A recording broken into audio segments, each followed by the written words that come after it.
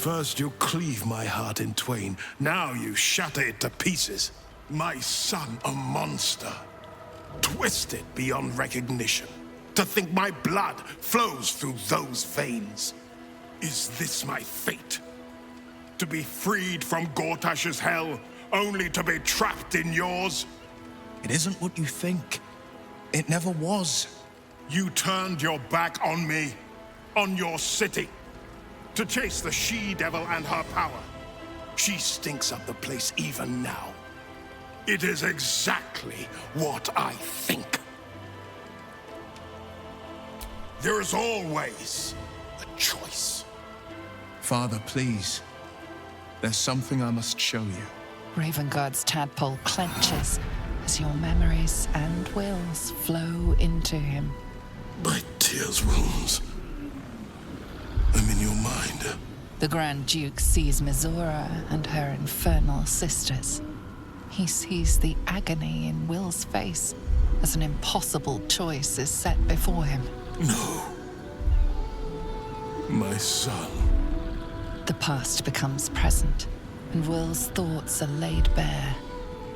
Ravengard sees Will partnering with Mizora to defeat Tiamat's cultists before they could lay siege to Baldur's Gate, and he sees everything beyond.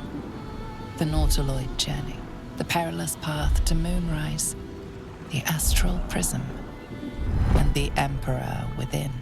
Well, everything I did for Baldur's Gate. I did for you.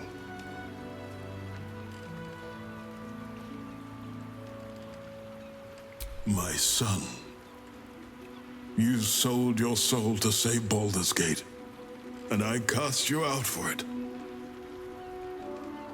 You gave yourself to the Hell's eternal fires so I might walk free. By the gods,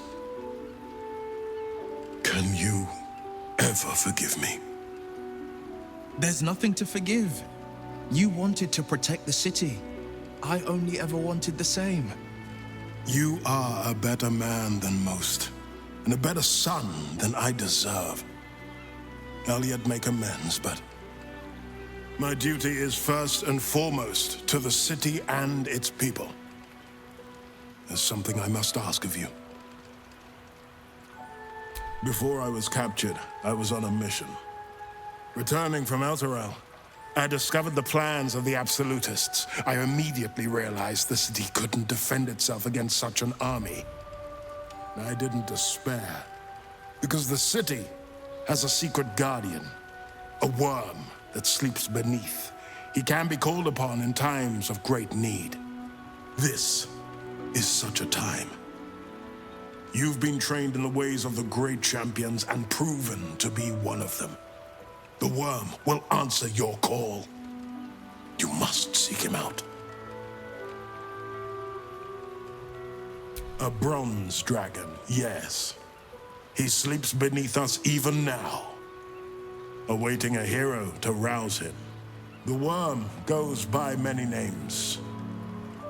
Ansur, the waiting storm, the heart of the gate. He promised Baldur he'd protect the city if ever its existence was threatened, but just the once. Since then, the city has faced countless threats, but we always overcame. There was never a need to call on the worm. Until now, the Absolute is the greatest threat Baldur's Gate ever faced. The worm must be awakened, and the task falls to you. Take this. The legend of Ansur. An ancient epic. Ill-remembered. Dismissed as a mere tale. Let it set the path before you.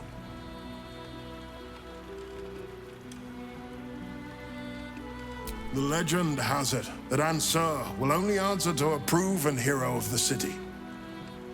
Until a moment ago, I thought that was me. But is he who rejects his own child a hero? What of he who calls his brave son a monster? You showed me the truth. You showed me that I was the one who turned his back. You showed me that Will may be the future of Baldur's Gate, and well beyond it.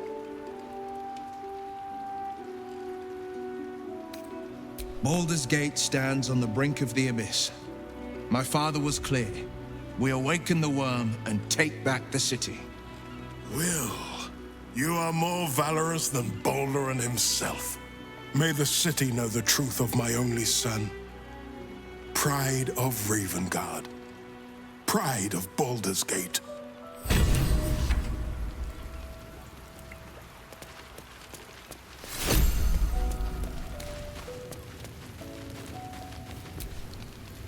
We'll finish what my father couldn't. We'll awaken Ansur, the heart of the gate. I disappointed him once. I won't do it again.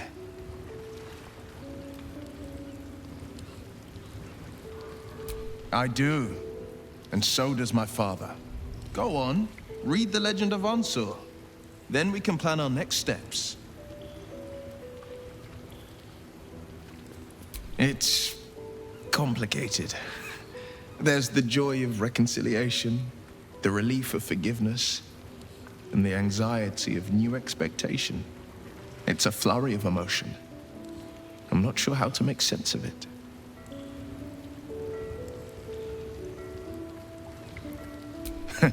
Joy. To my father, I was only ever a boy. Incredible that he can see the man I became. Once all this is ended, once we've crushed the brain and freed the people, I could once more call Baldur's Gate home. Whether I return there, well, only time will tell.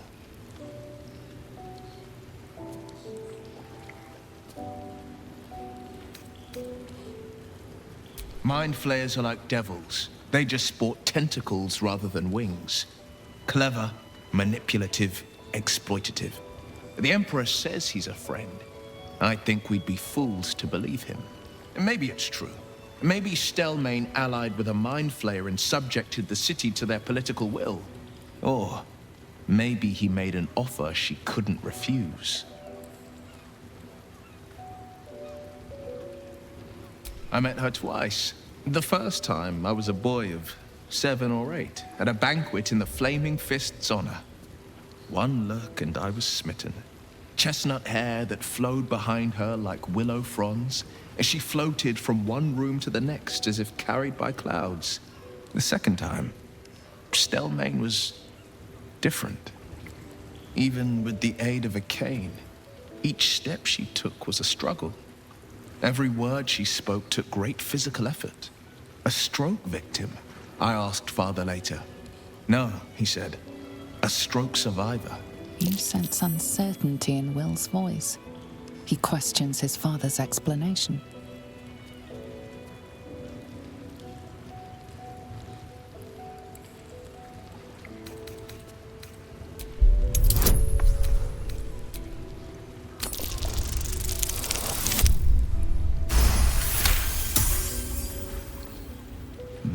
Something's always gnawed at me. At the banquet, Stelmane didn't seem to look at us, but through us. But that second time, her gaze never left me. It was steel, sharp and unyielding.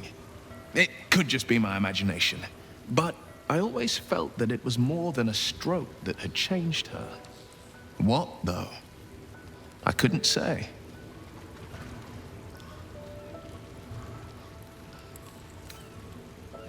I couldn't say. But think about this.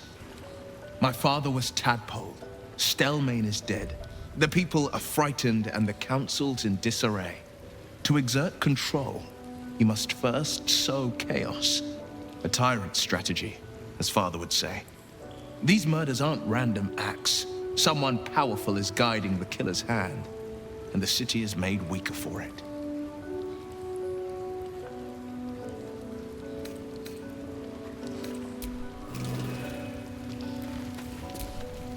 Since we arrived in the city, I can't help but feel a little anxious. But I'm not sure I know why. I don't think it's what happens if we fail that concerns me. We'll be beyond our worries at that point. I think what bothers me is what happens if we succeed.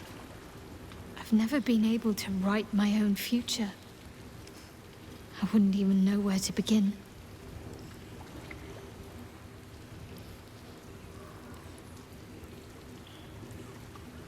Well, I want to save my parents, of course. Take them away. Far from Shah's influence. Someplace peaceful. Away from the city, perhaps. I was going to save the best until last. But to put your mind at ease, yes. I want to share everything that lies ahead of me with you. If you're willing, of course. Then it sounds like I have everything I need. More of life than I'd ever imagined possible without Shah.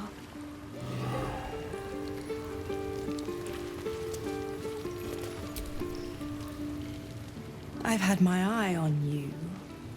Hot as brimstone, jagged as lightning, and seething like the river Styx. But there's something missing, isn't there? You're hungry for pleasures beyond this plane. Something more satisfying than mortal flesh, blood, and bone.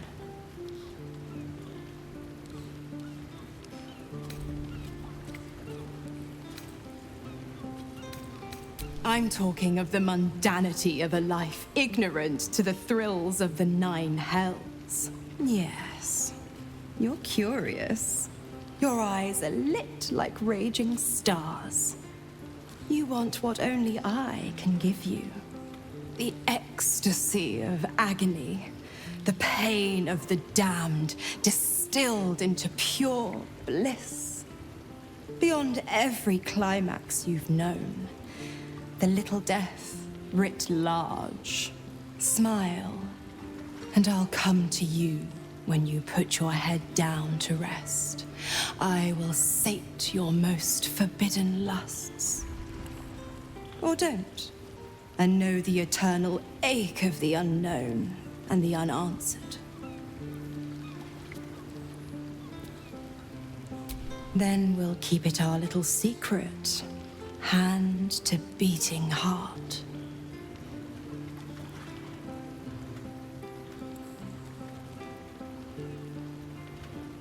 The same thrills I offer you. Some experiences are better when shared. Dear me, I've overestimated you. Trust me, I shan't be making that mistake again. Ta-ta.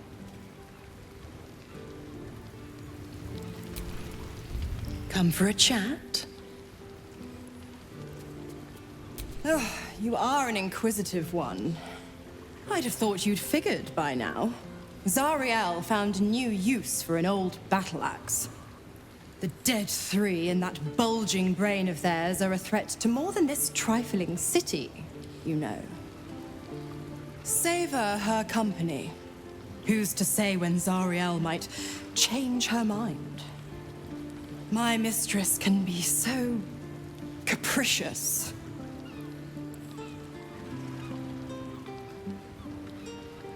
The 9 hells of Beator. Each its own domain, each with its own archdevil to rule it. I call the first hell my home, Avernus. My mistress Zariel's realm, a torrid battleground split by the bloody waters of the Styx. How I adore it. The delicious agony of it all. The other 8, well, they are pleasures unto themselves. Perhaps I'll show you myself, if I deem you worthy. Correct. I didn't. If you must know, I was scouting the cultists on behalf of Zariel. But those cursed shadows were thick enough to fell even a half-fiend. I woke in that damned pod. It kept my body sealed and my most powerful magic silenced. But a brave, kind, benevolent soul set me free. Gallantry isn't dead, after all.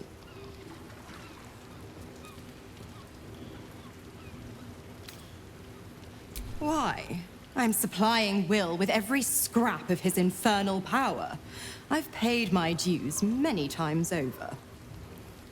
I tell you what, when the time comes to squish that big baddie of a brain, I'll lend you a hand. Like I said, I'm the giving type.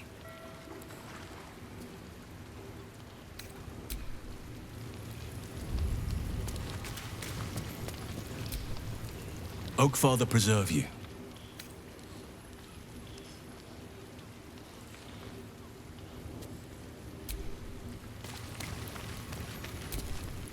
You wish to consult me?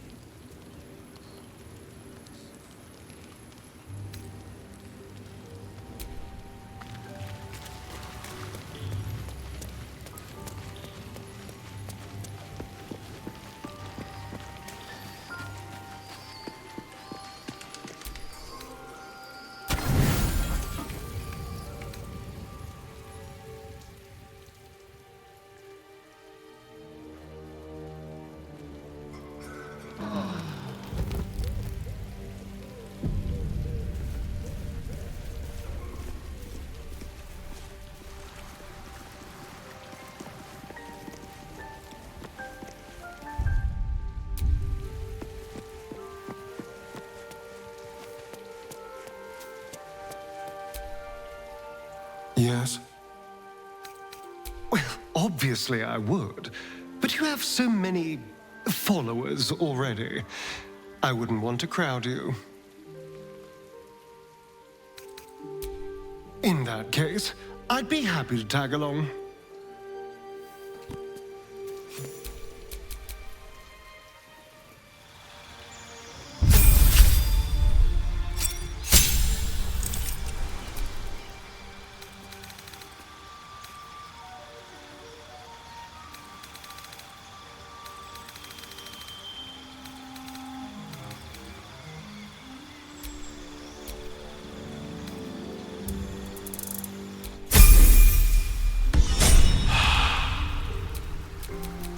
No one stopped me yet.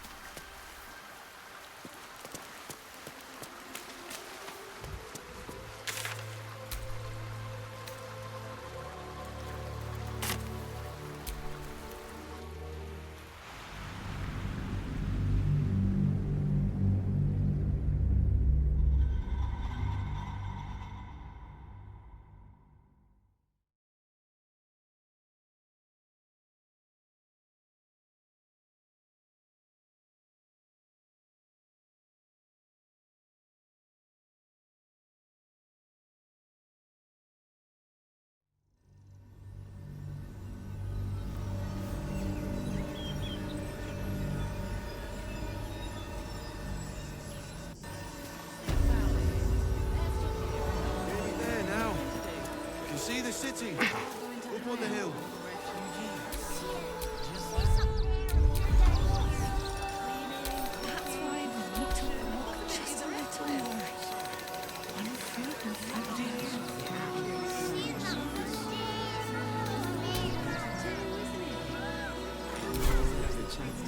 But you'll be in a big, cozy bed soon.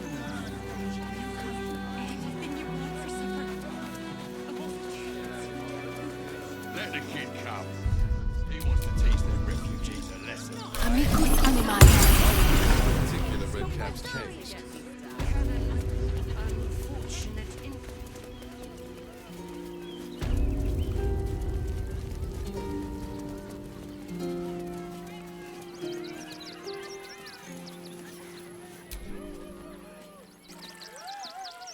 Violence erupts here. My home. My refuge in this city of stone and steel. Your eyes, Stira. There is pain, endless and deep, but also devotion, blazing like the sun. You're in love. Are you not? You are wise to admit it. When it comes to love, vulnerability is armor, truth a sword, and trust a shield. I pray you wield all three, Stira. Bring the one you love to me. I will look into your hearts and see if your love is eternal or doomed eternally.